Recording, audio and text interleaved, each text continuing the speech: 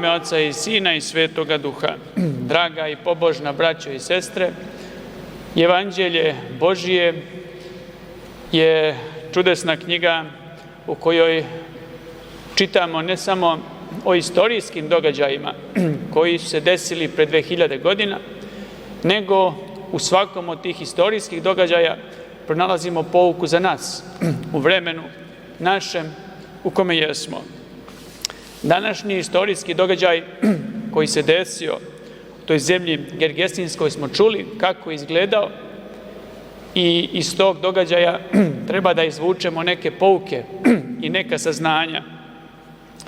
Na prvom mestu treba da se prisetimo onoga što apostol Pavle kaže, da naš rat nije protiv krvi i tela, nego protiv duhova zlobe koji su u podnebesju. I ovaj događaj na jedan očigledan način nam to pokazuje. Kako se to desi da čovek biva zaposednut od ovih sila tame, da izgubi i razum, da bude sumašetši, kako se to kaže, i da se sa njime desi ovo što se desilo ovoj dvojici mučenika, ovih besomučnika gergesinskih. Kako se to desi? Desi se zbog greha. Bog dopusti da nečiste sile preuzmu čoveka ukoliko taj čovek prebiva u nekom grehu. Najčešće je greh uzrok, a Bog takođe ovakve stvari dopušta i da bi drugi ljudi vidjeli protiv kakvih sila se borimo i da bi se uplašili i sklonili od greha, da bi se čuvali i sebe i svoje. Obično ljudi koji su van crkve kada pročitaju ovaj događaj, oni kažu, to su ljudi neki šizofreni bili sigurno, to su neki psihički bolesnici. Međutim, psihičkih bolesnika zaista ima, koji možda i umisle da imaju taj problem, ali psihički bolesnik ne može 5 ljudi da baci odjednom. Kada odete u neke manastire koje imaju praksu čitanja zapretnih molitava ovakvim ljudima, neko vreme, ukoliko čovjek tu ostane, može upravo tako nešto da vidi. Da priđe jedna žena koja nema ni 50-60 kilograma, koju ne može 5 ljudi da drži, jakih, čvrstih. To ne može psihički bolesnik da uradi. I to pokazuje razliku između onoga što je psihička bolest i onoga što je demonska zaposednutost. Šta dalje vidimo i šta dalje možemo primetiti iz ovog evanđelja, šta možemo naučiti? Možemo naučiti da ove sile nečiste koje su protivnici Božji, da one ispovedaju Hrista za Sina Božjega. Dakle, oni znaju ko je pred njima. I ne samo to, kaže, došao si jamo pre vremena da nas mučiš. Oni znaju da će biti mučeni, da će biti na sudu Božjem. Oni znaju da će sud Božji biti oštar. Ali opet ne pokoravaju se Bogu. I to je najveće bezumlje.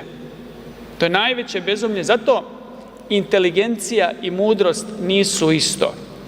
Jer đavo je vrhunska inteligencija i najveća glupost. Jer samo najveća glupost može da se ne pokori Svedržitelju i onome za koga zna da će suditi celoj vaseljeni.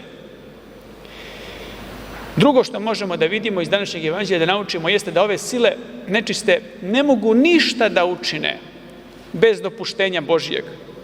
One mole Hrista da im dopusti da uđu u krdo svinja. Bez dopuštenja Božijeg ništa ne biva, jer naš Bog je Bog Svedržitelj, to je Bog sila, Bog kome se sve pokorava. Sveti Serafim Sarovski kaže da ako bi Bog dopustio nepomjaniku da uradi ono što bi on hteo, kaže, on bi jednim pokretom mogao da pomeri zemlju iz svog položaja. Celu planetu da pomeri koliko je srdit i koliko želi da ratuje protiv stvorenja Božjeg. Ali, Bogu hvala, Bog je taj koji održava vaseljenu i koji ne da da neprijatelji našeg spasenja čine ono što bi hteli i kako bi hteli. Šta onda vidimo? Da se ovo celo krdo utopilo u o moru, u jezeru zapravo. I to pokazuje šta bi neprijatelji našeg spasenja učinili od nas kada bi im Bog to dopustio. Dakle, Bog je taj koji nas štiti, Bog je taj koji nas čuva i bez njegove zaštite mi ne možemo opstati. No, draga braćo i sestre, koliko god ovo izgledalo jako strašno, sudbina ovih ljudi i kako to izgleda uopšte kada neko vidi besomučnog čoveka, to zaista je teško gledati. Postoji teže stanje, a to stanje jeste kada čoveka drži neka strast, neka nečista sila, a kada se to spolja ne vidi. To je teže stanje, jer ovo prvo stanje je očigledno i daje mogućnost čoveku da se isceli. Kod njega ljudi to vide, pa makar na silu će ga odvesti negde u neku svetinju, da mu se čitaju molitve, pa da se isceli. Ali ako se to stanje spolja ne vidi, onda je to jako opasno.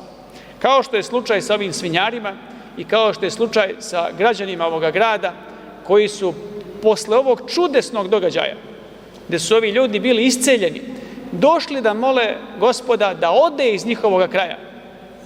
Oni su znali za ovu dvojicu besomučnika. Znali su kako se ponašali, niko nije mogao da prođe pored tog groblja. I kada su isceljeni, oni su posle isceljenja bili pribrani, bili su pored nogu Isusovih, kako nam svedoči Evanđelje.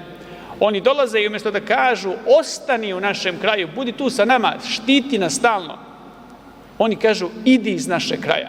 Zašto? Zato što je propala njihova zarada. Te svinje koje su topile u tom jezeru, one su bile izvor njihovog prihoda.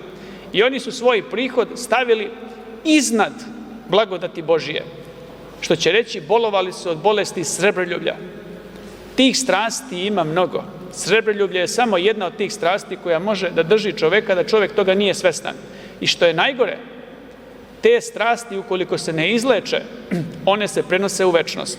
Telesna boljka traje do groba, a duhovna boljka, a to su strasti, poput srebroljublja, poput gordosti, poput slavoljublja i tome slično, one se prenose u večnost ukoliko se ovde ne leče.